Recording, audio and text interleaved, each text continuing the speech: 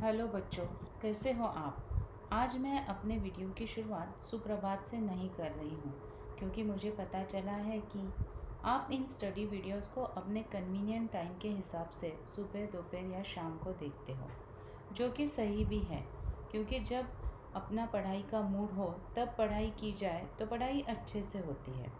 लेकिन जो videos daily upload हो रहे हैं उन्हें उसी दिन देखकर उसकी पढ़ाई कर लीजिए। तो चलिए अब हम अपनी आज की पढ़ाई करते हैं। लेकिन आज की पढ़ाई करने से पहले मैं आपको पूछना चाहती हूँ कि क्या आप सबने हमारे पिछले वीडियो प्रत्यय में जो गृह कार्य दिया था उसे पूरा किया। मुझे यकीन है आपने अपना गृह कार्य कर लिया होगा। अब आज के वीडियो की शुरुआत करने से पहले मैं आपको प्रत्यय के गृह कार्य के उत्तर देना चाहती हूँ ताकि आप अपने उत्तर चेक कर सको।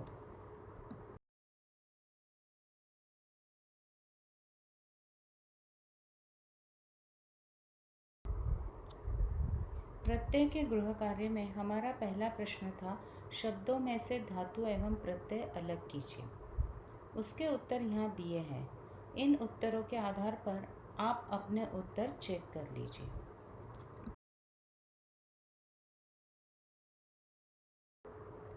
गृह कार्य के इस प्रश्न में क भाग में नीचे कुछ शब्द दिए थे। इनमें से मूल शब्द तथा प्रत्यय अलग करके लिखने थे। उसके उत्तर यहाँ दिए हैं। उसी प्रकार ख प्रश्न में उपसर्ग और प्रत्यय दोनों का प्रयोग करके नया शब्द बनाना था। वो शब्द भी यहाँ दिए हैं।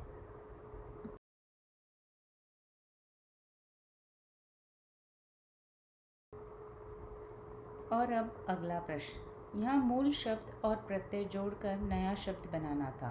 उसके उत्तर यहाँ दिए हैं, प्लीज़ चेक कर लीजिए।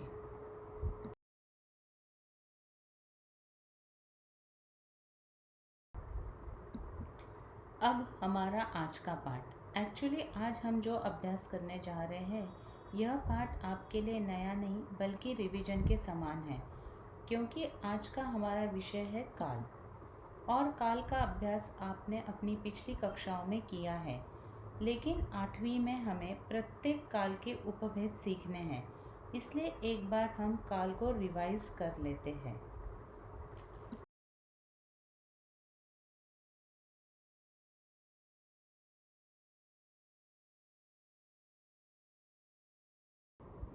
इस पाठ में हम काल और काल के भेद का अभ्यास करने वाले हैं।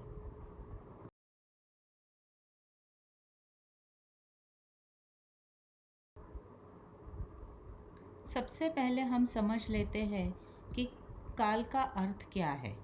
मुझे यकीन है कि आप सब लोगों को काल का अर्थ पता ही होगा, और वह है समय। जिस प्रकार आप सब दिन भर कोई ना कोई काम करते ही हैं, जैसे स्कूल जाना, खाना खाना, खेलना, पढ़ना, सोना आदि, और आपके इन सब कामों को करने का कोई ना कोई समय अवश्य होता है। इस समय को काल कहते हैं। उदाहरण के लिए देखिए, कल अंग्रेज़ी की परीक्षा थी, आज हिंदी की परीक्षा है, परसों गणित की परीक्षा होगी।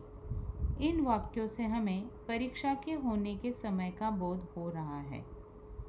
इस प्रकार काल की परिभाषा हम कुछ इस तरह बना सकते हैं।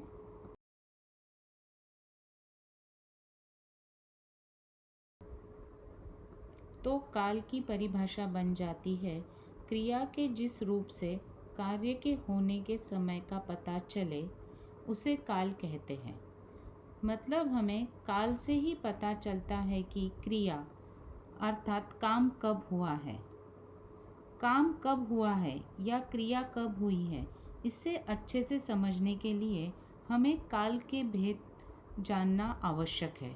तो चलिए देखते हैं काल के भेद क्या होते हैं।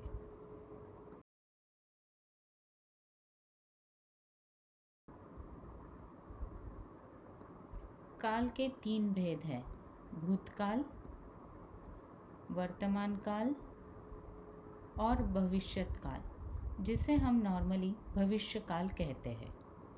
अब हम तीनों भेदों को एक एक कर देखते हैं।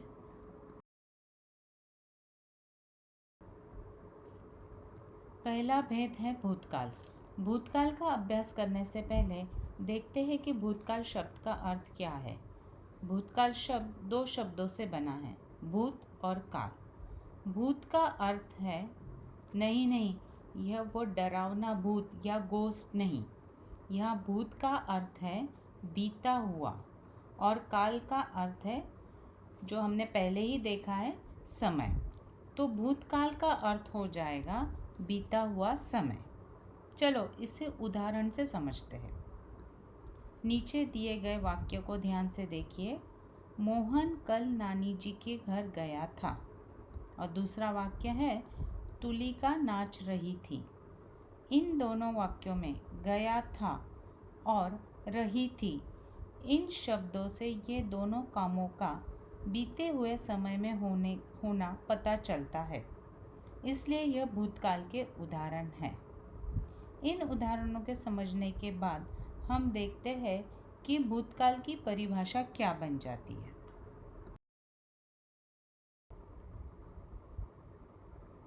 काल का दूसरा भेद है वर्तमान काल।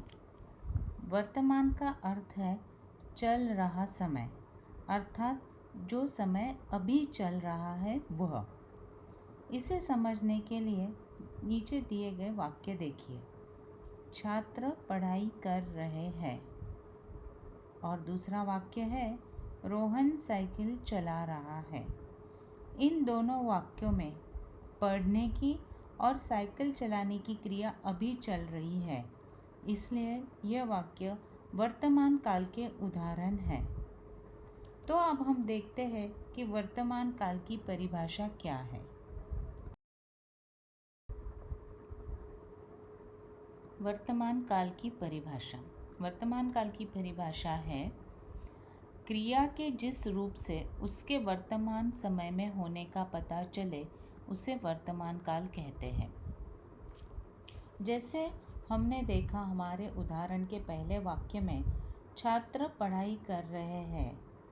इसमें पढ़ाई करने की क्रिया अभी चल रही है।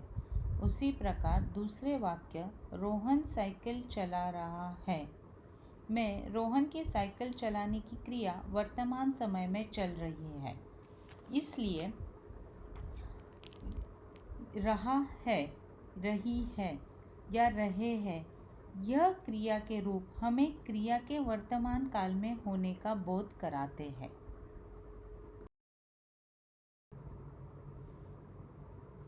काल का तीसरा और अंतिम भेद है भविष्यत काल। भविष्यत का अर्थ है आने वाला और काल का अर्थ है समय। तो भविष्यत काल का अर्थ है आने वाला समय, अर्थात जो क्रिया आने वाले समय में होने वाली है। जैसे पलाश अपना जन्मदिन मनाएगा या राम स्कूल जाएगा। इन दोनों वाक्यों में मनाएगा और जाएगा शब्दों से क्रिया के आने वाले समय में होने का पता हमें चलता है, इसलिए यह भविष्य काल के उदाहरण हैं। तो भविष्य काल की परिभाषा देखते हैं।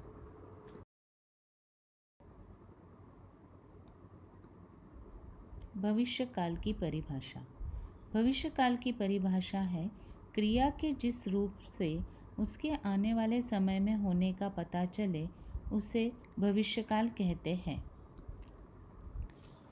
जैसे हमारे उदाहरण में पलाश का जन्मदिन जो अभी भविष्य में आने वाला है उसे वह मनाएगा, अर्थात पलाश अपने जन्मदिन को मनाने की क्रिया आने वाले समय में करेगा।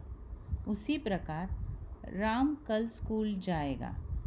यहाँ भी हमें क्रिया शब्द जाएगा से यह पता चलता है कि स्कूल जाने की क्रिया कल मतलब आने वाले समय में होने वाली है, इसलिए मनाएगा, जाएगा यह क्रिया के रूप भविष्य काल का बोध कराते हैं।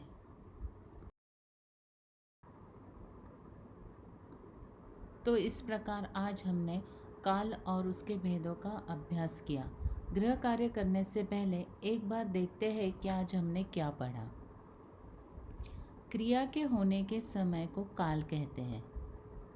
काल के 3 भेद हैं: भूतकाल, वर्तमान काल और भविष्यत काल।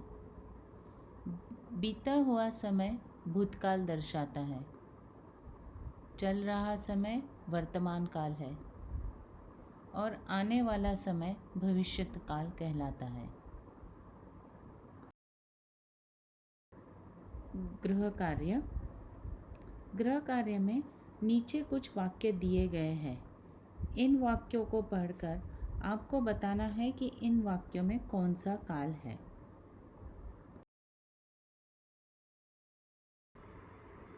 अब हम कुछ एक्टिविटी करते हैं।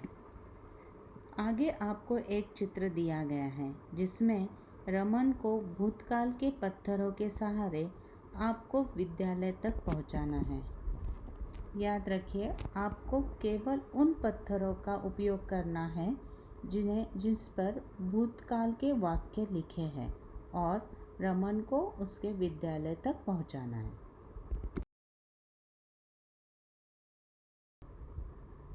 तो इस प्रकार आपके दोस्त रमन को उसके विद्यालय में केवल भूतकाल के वाक्य लिखे हुए पत्थरों के सहारे पहुंचाने के लिए आप सबको मेरी शुभकामनाएं।